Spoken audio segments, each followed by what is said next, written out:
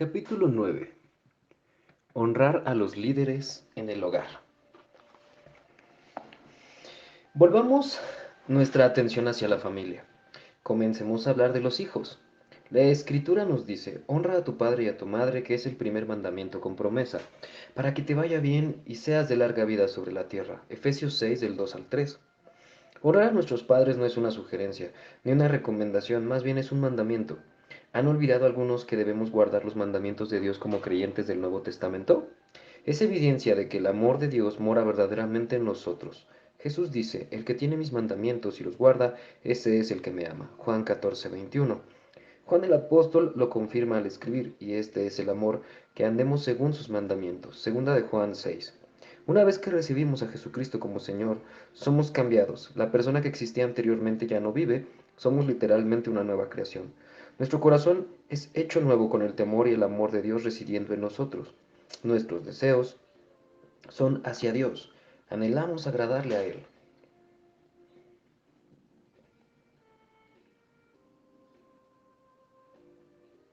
Porque esa es nuestra naturaleza. Viviremos de tal modo que guardar los mandamientos de Dios es lo que importa. Ver 1 Corintios 7:19. Contrariamente, quienes habitualmente pasan por alto los mandamientos de Dios no han tenido un encuentro genuino con Jesucristo mediante el Espíritu Santo. Puede que confiesen el cristianismo, pero como Jesús nos enseña, conoceremos su verdadera naturaleza por su estilo de vida. Ver Mateo 7:20. Si ellos desprecian los mandamientos de Dios o los toman a la ligera, no tienen el corazón de Él. Juan escribe, el que dice yo le conozco a Jesucristo entre paréntesis y no guarda sus mandamientos, el tal es mentiroso entre paréntesis engañador. Y la verdad no está en él. Primera de Juan 2:4. Juan nos dice claramente que esa persona no es un hijo de Dios, está engañado. Puede que piense que es salva, pero en realidad no lo es.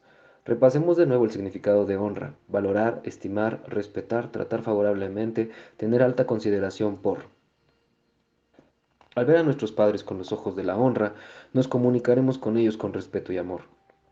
Recordemos que la honra puede mostrarse en obras, palabras y hasta pensamientos, pero la verdadera honra se origina en el corazón. Por tanto, si los jóvenes hablan a sus padres regularmente de modo frívolo, descuidado o irreverente, están demostrando externamente su falta de verdadera honra por sus padres, porque de la abundancia del corazón habla la boca. Ver Mateo 12:34. Su deshonra también puede demostrarse mediante su conducta, como el tono de su voz, sus ojos, su expresión de disgusto, hacer algo que les manden arrastrando los pies, con quejas y demás. Deshonrar a nuestros padres se ha convertido en un modo de vida normal en América. Está arraigado en nuestra cultura. Hay cierto número de populares películas familiares que yo no permitiría a mis hijos que vieran. Algunas están hechas por empresas cinematográficas de confianza y normalmente las consideraríamos seguras. Los argumentos son con frecuencia conmovedores, sin embargo, el modo en que los hijos conversan con sus padres es una historia totalmente distinta. Tratan a su padre o a su madre como tontos o fuera de la realidad, abiertamente. No tienen consideración por las pautas que les dan sus padres y la película termina con los hijos como los héroes, o consiguiendo lo que quieren, aunque trataron a sus padres con desprecio. Puede usted pensar que he ido demasiado lejos, pero oiga lo que Dios dice. Maldito el que deshonrare a su padre o a su madre, y dirá todo el pueblo amén. Deuteronomio 27:16. Vaya, ¿entiende usted lo fuerte que es la palabra maldito? Ser maldito es un asunto muy serio. Podemos esperar oír, maldito el que asesine, robe, practique la inmoralidad sexual o la brujería. Sin embargo, Dios dice que quien deshonra a su padre o a su madre es maldito. Regresemos una vez más al significado de la palabra deshonrar. Tratar como común, ordinario o nimio. Una versión más fuerte es tratar desvergonzadamente o humillar. Una maldición que duró generaciones.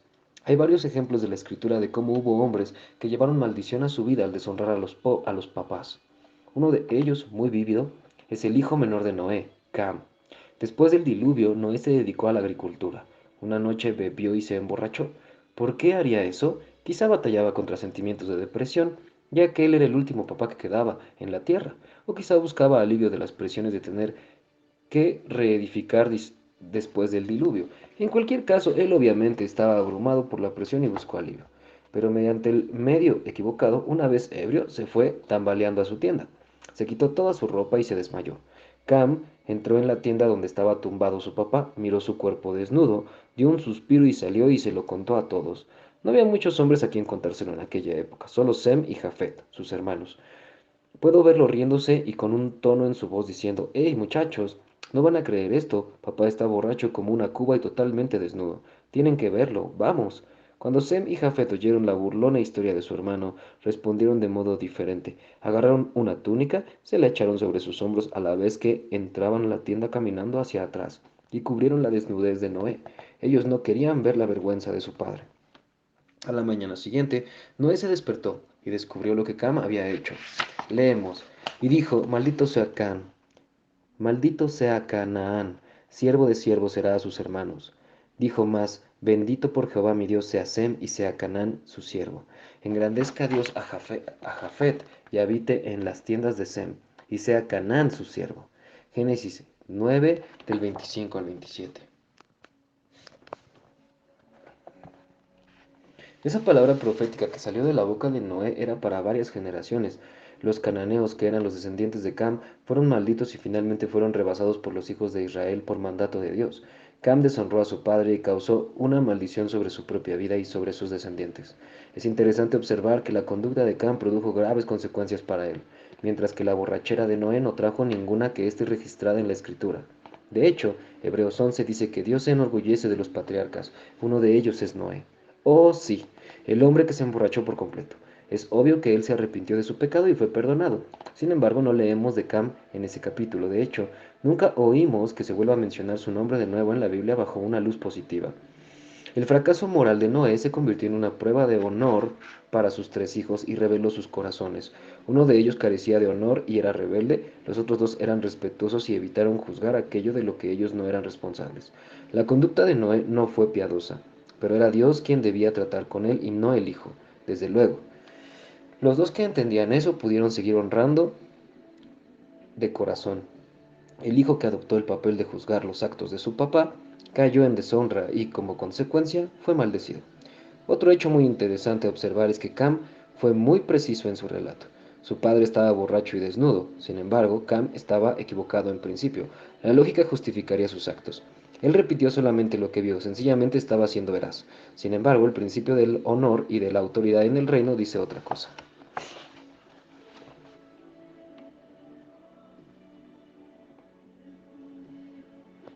La deshonra aumenta con el paso del tiempo. Otro hombre que deshonró a su padre en la escritura fue Rubén. Era el primogénito de Jacob y su madre era Lea. ¿Cómo deshonró Rubén a su padre al acostarse con una de las concubinas de su padre, Bilhá? Sin embargo, creo que hubo algo más en esto que el hecho de practicar sexo con alguien que pertenecía a su padre. Había dos esposas principales de Jacob, Lea y Raquel, que también eran hermanas. Bilhá era la sirvienta de Raquel. Raquel y Lea competían de una contra la otra. La rivalidad se inició y se hizo más fuerte debido a que Jacob favorecía a Raquel. Él lo hizo desde el comienzo de su matrimonio y continuó hasta la muerte de Raquel. Cuando Dios vio que Lea no era amada por su esposo y él abrió su vientre, ella concibió y dio a luz a Rubén. Su respuesta al nacimiento de Rubén fue: ha mirado Jehová mi aflicción, ahora por tanto me amará mi marido. Génesis 29:32. Después de cierto tiempo ella dio a luz a un segundo hijo. En su nacimiento ella dijo: por cuanto oyó Jehová que yo era menospreciada, me ha dado también a este. Y llamó su nombre Simeón, que significa oyó. Versículo 33. Dio a luz una tercera vez. Su creciente desesperación se demuestra por lo que ella dijo en su nacimiento: ahora esta vez se unirá mi marido conmigo, porque le he dado a luz tres hijos. Por tanto llamó su nombre Leví, que significa unido, en el versículo 34.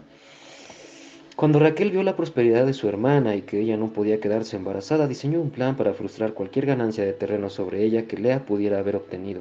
Ella le daría su sierva a Jacob y por eso dijo: he aquí mi sierva Bilhá, llégate a ella y dará a luz sobre mis rodillas y yo también tendré hijos de ella. Capi- Capítulo 30, versículo 3.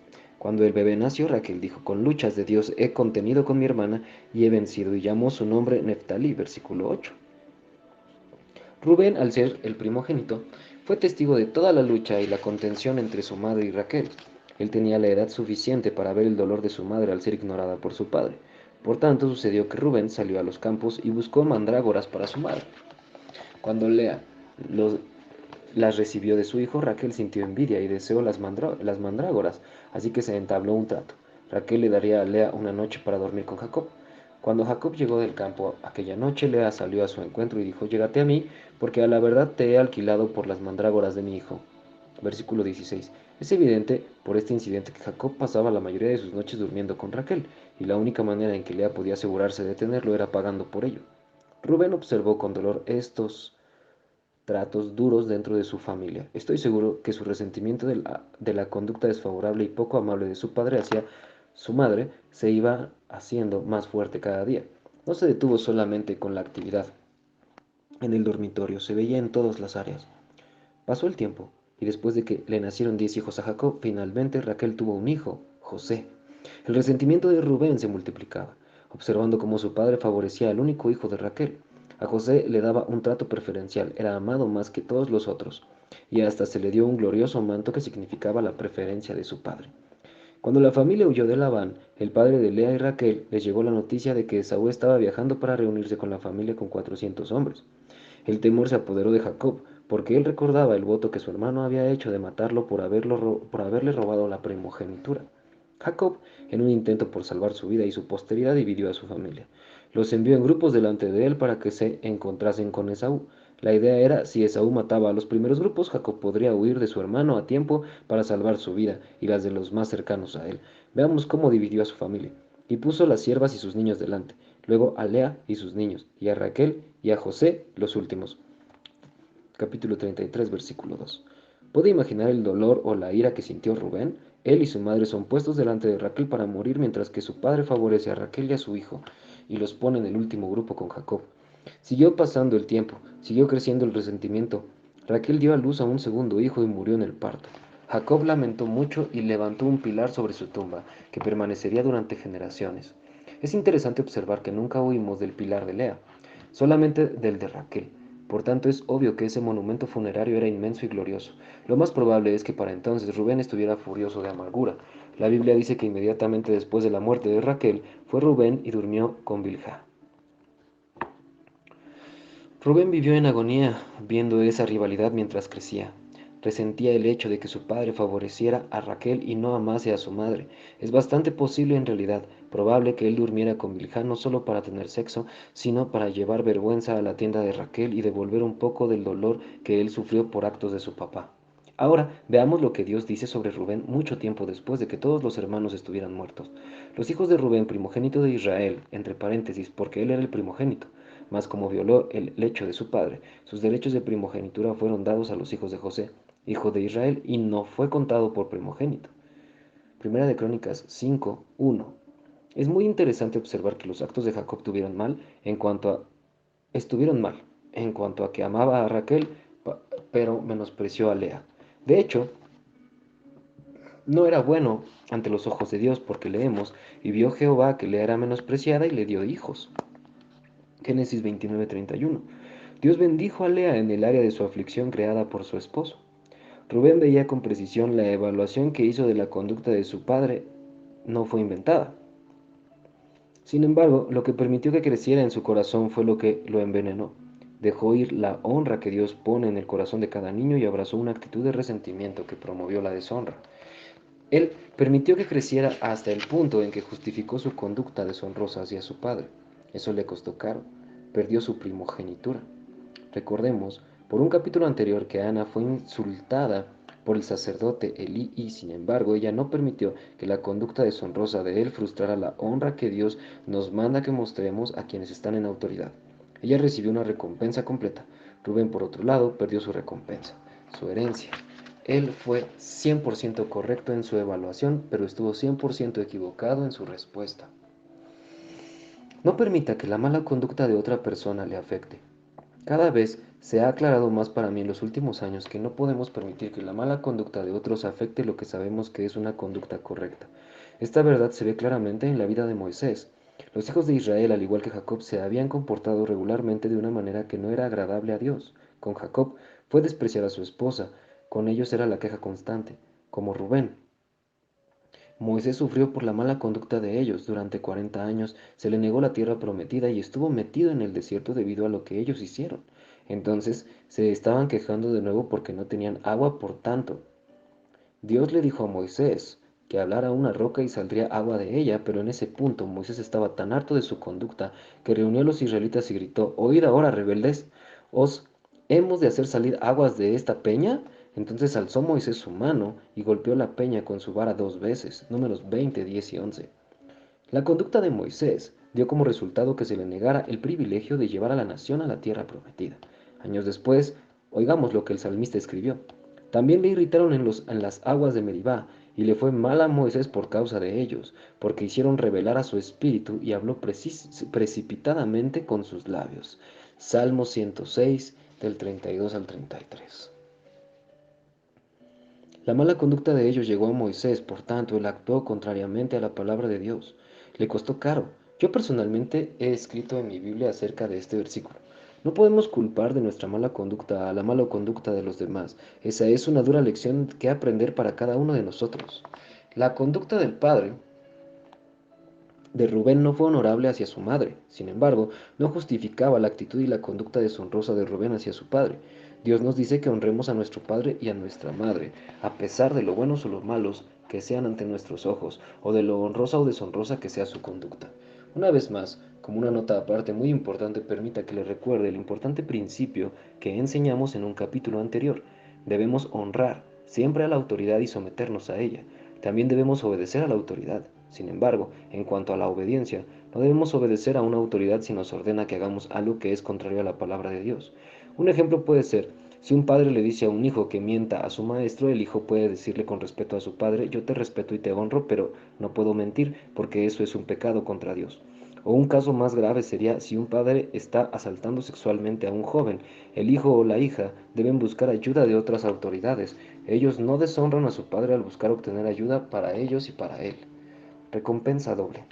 Veamos una vez más el pasaje con que comenzamos: «Honra a tu padre y a tu madre», que es el primer mandamiento con promesa para que te vaya bien y seas de larga vida sobre la tierra. Efesios 6, del 2 al 3.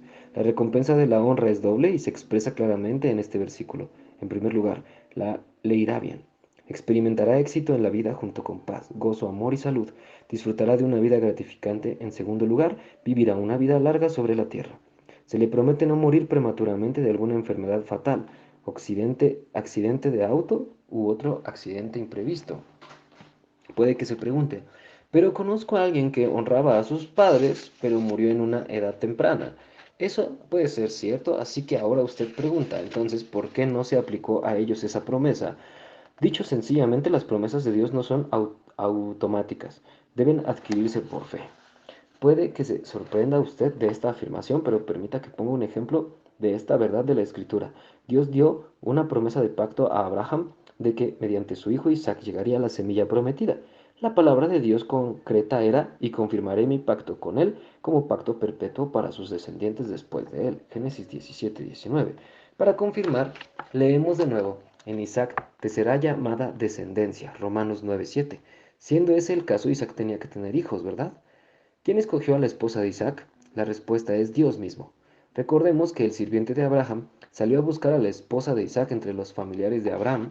Al llegar, oró: «Oh Jehová, Dios de mi señor Abraham, dame, te ruego, el tener hoy buen encuentro y haz misericordia con mi señor Abraham. He aquí yo estoy junto a la fuente de agua y las hijas de los varones de esta ciudad salen por agua. Sea pues que la doncella a quien yo dijere: baja tu cántaro, te ruego, para que yo beba, y ella respondiere: bebe, y también daré de beber a tus camellos, que sea esta la que tú has destinado para tu siervo Isaac». Génesis 24, del 12 al 14. Sin duda, una oración muy concreta. Apenas hay posibilidad de un evento accidental. Aquellos camellos bebían inmensas cantidades de agua y muy pocos forasteros habrían accedido a sacar tanta agua a menos que Dios les moviera a hacerlo. El sirviente de Abraham tenía que estar seguro, así que hizo que su petición fuera concreta y difícil. Observe también que él dijo que quien realizara esa tarea sería la escogida. En otras palabras, ella era la esposa elegida por Dios para Isaac. Antes de que terminara de hacer esa petición en oración, Rebeca, una hija de familiares de Abraham, salió con un cántaro en su hombro. El sirviente de Abraham se apresuró a acercarse a ella y le dijo: «Te ruego que me des a beber un poco de agua de tu cántaro». Observe que no hizo mención de los camellos. Él le pidió exactamente lo que había pedido en oración. Ella estuvo de acuerdo y le dio agua. Ahora lea lo que sucede a continuación.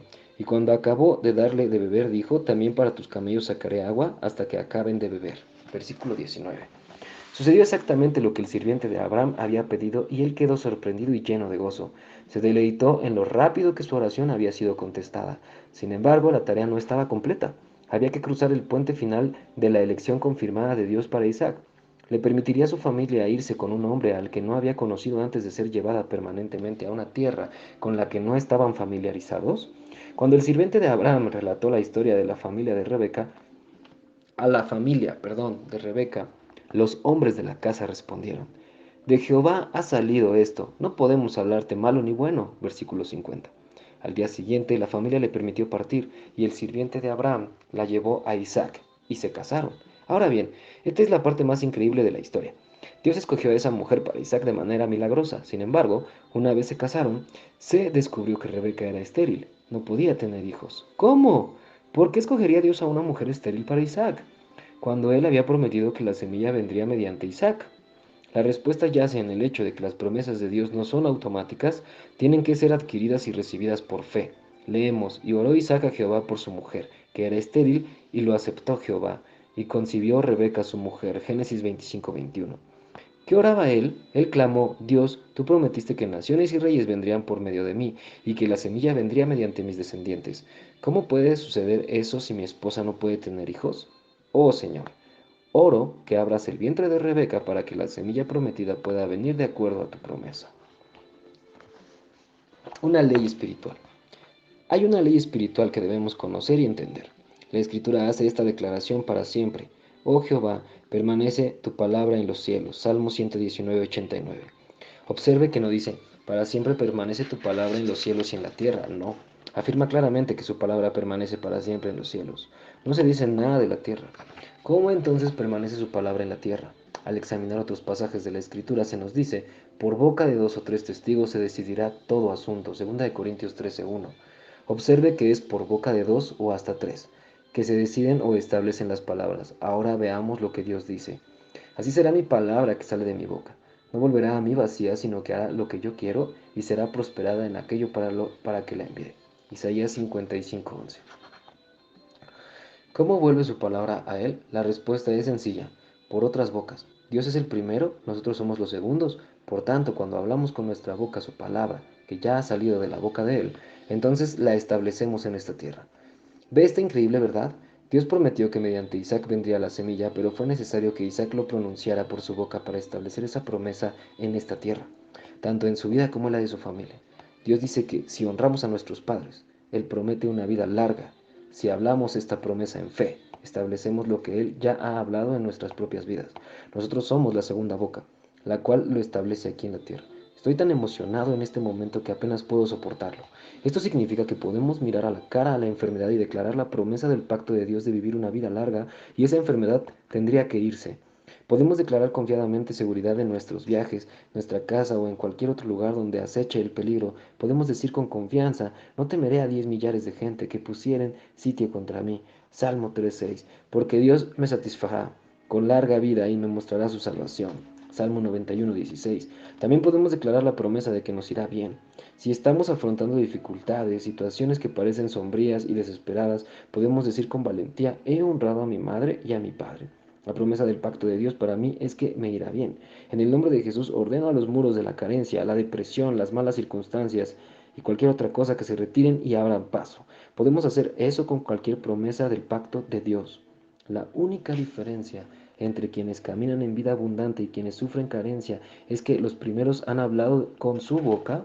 Dios dice: a los cielos y a la tierra llamo por testigos hoy contra vosotros, que os he puesto delante de la vida y la muerte, la bendición y la maldición. Escoge pues la vida para que vivas tú y tu descendencia. Deuteronomio 30:19. Observe que debemos escoger la vida. ¿Por qué? Porque si no escogemos la vida, entre paréntesis, las bendiciones del pacto, la muerte ya está en operación en la tierra. ¿Cómo entonces escogemos la vida?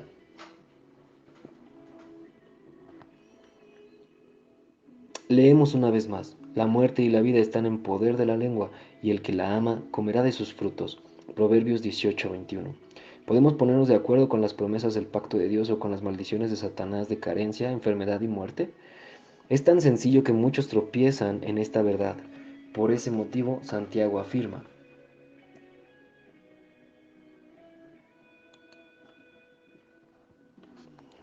¿Por qué todos ofendemos muchas veces? Si alguno no ofende en palabra, este es varón perfecto, capaz también de refrenar todo el cuerpo. He aquí nosotros ponemos freno en la boca de los caballos para que nos obedezcan y dirigimos así todo su cuerpo. Así también la lengua es un miembro pequeño, pero se jacta de grandes cosas. He aquí, cuán grande voz que enciende un pequeño fuego. Santiago 3, del 2 al 3 y 5. Una pequeña chispa puede incendiar un bosque entero, así las palabras dichas con temor pueden traer destrucción a su vida. La buena noticia es que tenemos las promesas del pacto de Dios. Cuando las tenemos en nuestro corazón, nuestra boca hablará en consecuencia.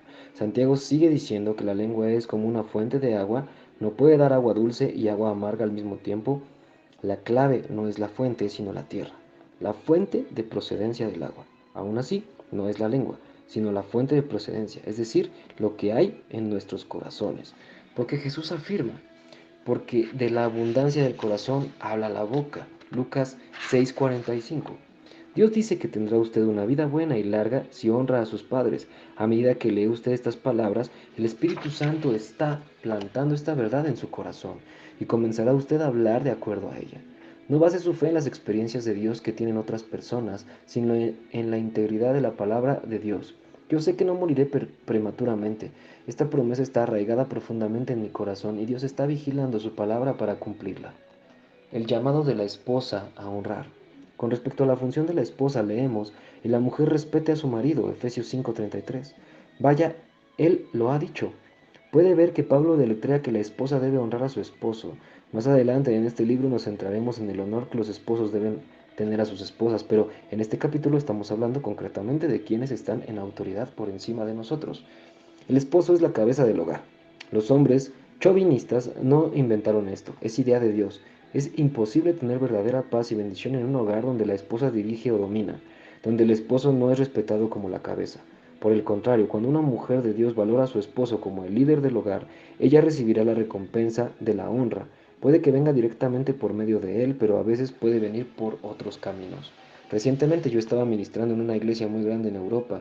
Una mujer me dijo, John, usted es la razón de que yo esté en esta iglesia. Yo me quedé un poco perplejo, entonces ella relató su historia. Hace años, la iglesia pasó por una transición de liderazgo.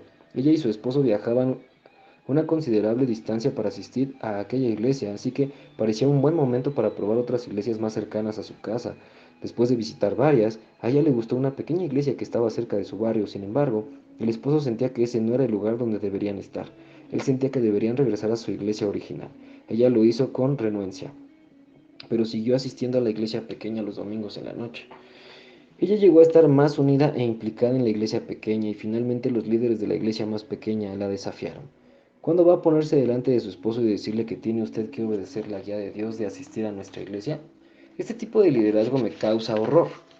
Las palabras de ellos la convencieron. Le habló a su esposo de su decisión de cambiar de iglesia. Luego concertó una cita con el pastor de la iglesia original para informarle que se iría, aunque su esposo siguiera asistiendo allí. La noche antes de la reunión con el pastor, ella obtuvo mi libro Bajo el abrigo, en el cual hablo de la importancia de la sumisión a la autoridad. Ella me dijo, John, me quedé la noche entera leyéndolo, lloré todo el tiempo mientras lo leía, al comprender mi rebelión hacia Dios y hacia mi esposo. Al día siguiente me arrepentí ante mi esposo y mi pastor. Ella regresó de buena gana a la iglesia. Después de unos meses, la esposa del pastor le presentó a una mujer en la iglesia y resultó que las dos tenían una visión parecida para un negocio, así que lo comenzaron. Hoy día son muy exitosas y están dando una buena cantidad económica de su negocio al reino de Dios. Ella me dijo, John, si me hubiera quedado en la otra iglesia, finalmente habría dejado a mi esposo y nunca habría entrado al llamado a los negocios que hay en mi vida. Compartió también que la iglesia pequeña cuyos líderes la habían persuadido para que menospreciara el liderazgo de su esposo ya no existía. Ella honró a su esposo y eso dio como resultado protección y también recompensa. Esposas con esposos no salvos. El apóstol Pedro escribe del mismo modo que Pablo. Asimismo vosotras, mujeres, estad sujetas a vuestros maridos, para que también los que no creen a la palabra sean ganados sin palabra por la conducta de sus esposas, considerando vuestra conducta casta y respetuosa. Primera de Pedro 3 del 1 al 2. Pedro muestra que aun si el esposo no es salvo, es el respeto y la honra de ella lo que lo alcanzará, y no su predicación o enseñanza. Yo conozco a hombres que han sido ganados para el Señor precisamente por esta conducta de sus esposas. Un gran ejemplo es Smith Wigglesworth, uno de los más grandes hombres de Dios en Europa a principios del siglo XX. Wigglesworth era plomero y con el tiempo se había vuelto muy frío hacia Dios. No quería tener nada que ver con el cristianismo. Polly, su esposa, por otro lado, era una creyente devota. De hecho, su celo por Dios aumentaba cada vez más. Su devoción hizo que el relajamiento de Wigglesworth fuese cada vez más evidente y él se irritaba por la presencia de ella. Él la perseguía duramente por su fe y en términos muy concretos le dijo que no asistiera a la iglesia. Ella no siguió su mandato porque era contrario a la voluntad de Dios. Entre paréntesis, una vez más, como dijimos anteriormente, debemos obedecer a la autoridad mientras no nos diga que violemos la palabra de Dios escrita. Ella le hacía la cena y se iba al servicio del domingo en la noche. Una noche regresó de la iglesia más tarde de lo normal y al entrar a su casa Smith demandó: «Yo soy el dueño de esta casa y no voy a permitirte que llegues a casa tan tarde». Polly respondió con tranquilidad: «Sé que eres mi esposo, pero Cristo es mi dueño».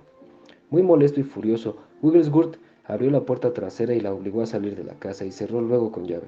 La determinación de Polly de obedecer a Dios y honrar a su esposo resultó causar un profundo impacto en Wigglesworth. Él finalmente sintió una gran convicción y se rindió por completo al servicio de Jesucristo. Su obra sigue siendo respetada y se habla de ella hasta el día de hoy. Muchos fueron salvos, sanados y hasta resucitados de la muerte por medio de su ministerio. La recompensa de Polly en el trono de juicio de Cristo fue enorme. Debido a las cientos de miles de personas que han sido impactadas por el ministerio de Wigglesworth, ella recibió no solo la recompensa de un esposo cambiado, sino también una gran cosecha en la vida venidera. Se está haciendo más claro ya. Se nos enseña a honrar no solo por causa de aquellos a quienes honramos, sino también por nosotros mismos. Personalmente, salimos perdiendo si no damos honra a aquellos que merecen honra.